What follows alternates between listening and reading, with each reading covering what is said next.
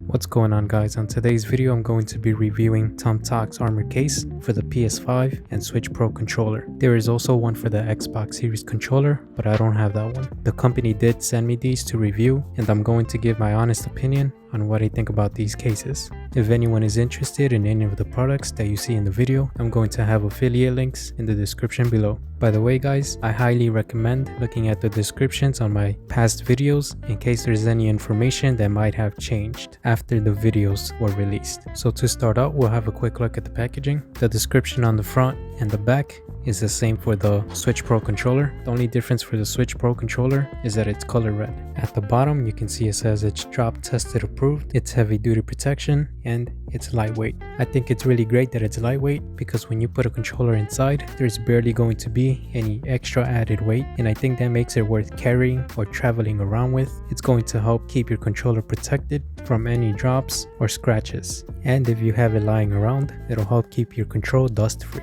Quick fun fact, the cases are made of a material called polycarbonate. This material is durable, has high impact resistance, but low scratch resistance. Some scratches might or might not show, and some might be more visible than others. I was kind of studying on what polycarbonate is. If I'm wrong, I would definitely want someone to comment down and correct me so I have better information on the material. What I read was that polycarbonate is a thermoplastic. At high temperatures, it becomes soft and can be molded. When cooled down, it becomes hard. And that would be the reason why these cases would help with drops. There's more details on the back of the packaging that I'm going to explain. But first, let me get this case out of here.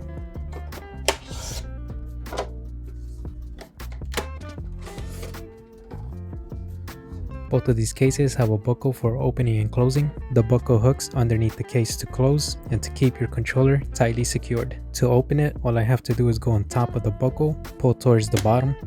Once that's done, I can get the buckle out of the way, moving it towards the top. Then I can lift the top case, and that's open. And to close it, I'm going to grab the top case, bring it down. The buckle is going to hook right underneath this piece. I'm going to place the buckle right here, slide it towards that piece. Then I can push the top of the buckle towards the case. There's going to be a big snap, and that's how you know it's tightly secured. Alright, so on the right side I have my Switch Pro controller. I customized it using Extremerate's DIY parts, and I chose the transparent emerald green color. On the left is my friend's PS5 controller. I customized it for him using Extremerate's parts. Everything on the control is by Extremerate. If anyone is interested on any of these parts, I'll have affiliate links for those products as well. Anyways, let's talk more about these armored cases. So they were designed as the controller shape with room for the joysticks and buttons. When it's closed, you can see how there's parts that pop out of the case, and that's the space that's given for your buttons.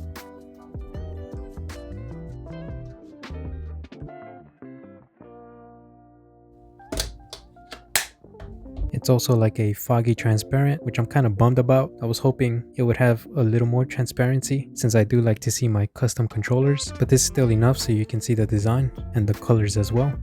The brighter colors are definitely going to show more than the darker ones.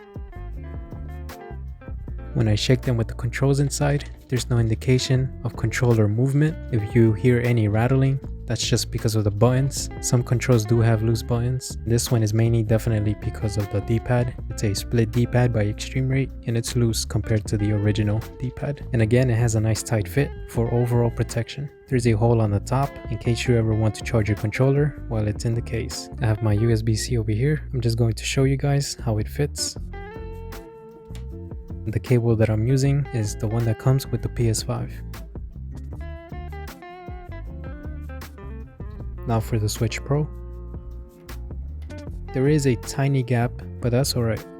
I am a little disappointed with that whole design, only because I wish there was like a silicone piece or something that would come with the case to be able to close it to better protect the charging port. Not a big deal, but that would have been a nice addition. I think the main question about this product is why use or buy the armored cases? In my opinion, they're great for traveling due to its weight and size. It is a little chunkier than the controllers themselves, but I think that's worth it if it's going to protect my controllers. Definitely perfect for protecting your control from drops. If you guys are interested in seeing a drop test for one or both of the cases, comment down below. Let me know around what height you would want to see the controller drop. If there's enough people commenting about the drop test, then I'll definitely do it. Now, if there's people that like to pack their controllers without a case, there could end up being some scratches maybe, especially if your bag is cluttered. If you have the case, it's going to help with that, with accidental scratches. The case itself is going to be taking all the impact instead. Overall, I think this is a great product to protect your controls, honestly. At the moment, the product seems pretty solid. Maybe in the future, things could change. Maybe the durability wasn't as much as I thought it would be, but only time will tell. And who knows, maybe I'll revisit these products someday. One negative thing that I just remembered about was the low scratch resistance. I need to elaborate a little more on that. You see how the buckle closes and makes that big snap? I think because of that, around this area, you'll end up seeing some scratches.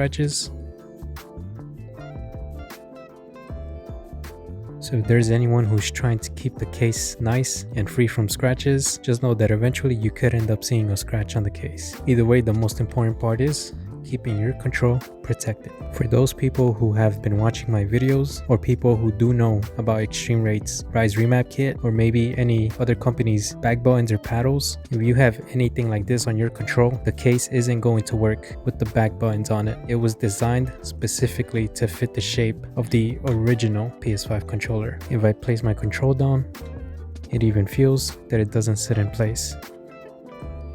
It's just not made for these controls. That's unfortunate, since it does seem like a lot of people seem to be interested on back buttons. The last thing I want to talk about is this beautiful controller over here. The company Extremerate sells a bunch of DIY customization products, and if you've watched my videos, I've mainly been doing PS5 controller. So far, I know they sell on Amazon and GamingCobra.com. They also have a website called Hexgaming, and that's where they sell their fully customized controllers. And they also have another website called Extremerate.com, which is more for bundle orders. But the website I want to talk about is GamingCobra.com. If you click on my referral link for Gaming Cobra, or if you use my code Im.A.Caveman, you can get a 10% discount on any of the products that you see in this video, except the cases, since that's a different company. First, let me break down the outer customization, and then I'll move on to the inner customization. As you can see, it has a Joker front shell. I've seen they have about 3 total of the Joker shells. Each one looks different. When the control was going to get customized, I was talking with my friend. I was helping him out to decide on what he would want. He's a pretty big Joker fan. So out of the 3 Joker shells, we ended up deciding with this one. And honestly, it just came out so amazing. I'm really not that into glossy front shells. I'm more into the matte or soft touch type. But this came out really good. I was really happy about this one. And it's not just the glossiness, it also feels smooth. It has a transparent atomic purple trim. The back shell is also transparent atomic purple. You can see that most of the buttons are green, just like or close to the color of his hair. Also comes with a touchpad. It has a split D-pad, and a split D-pad means that the D-pad isn't one whole piece. It's actually split into 4, which I've heard is good for fighting games. Whenever you press a button, the rest of them aren't pressed. The last thing for the outer customization is the interchangeable thumbsticks.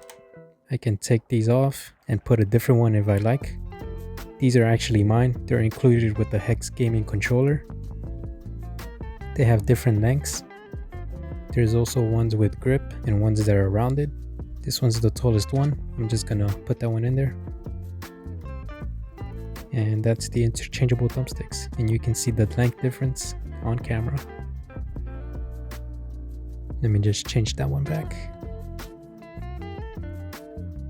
Since this is from Hexgaming, it's packaged differently. This one came with a little box. If I remember correctly, if it's bought separately from like Amazon or Gaming Cobra, it comes in like a little black pouch. Now for internal customization, it has the whole clicky kit. All my action buttons and D-pad make clicky noises. And the last one is the clicky hair triggers. This one's the tactile version, which means when I press on these, they're clicky. The standard version doesn't make clicky noises as much as this one does. And also they're called hair triggers because when you press them, they don't go all the way down, which is good for FPS games, but not for racing games. Basically, your button is going to activate sooner. If you look at the original, you have to press it all the way down. If you're using it for racing games, It doesn't have the slow press function, only the hard press, which means when you're driving, you're just gonna go from 0 to max speed. You won't be able to maintain a speed, so that's why it's not recommended for racing games. And if you do have it installed, haptic feedback should be turned off. And that's it for this video, guys. I was actually pretty excited to show all of this. Extremerate had already sent me some products before, which is the metal remap kit and the Rise 4. And I also have something to show from Hexgaming. That's gonna be my next video. But Tomtoc had contacted me to see if I wanted to review their cases, and I was just so surprised because it's pretty cool that somebody would contact you to review their product. If Tomtoc ends up seeing this video, I just wanted to say thank you, and I was just really excited for this opportunity that I was given. That wraps up this video. Thank you guys for watching. Hope you enjoyed it. Thank you for the continuous support, and I'll be back with another one.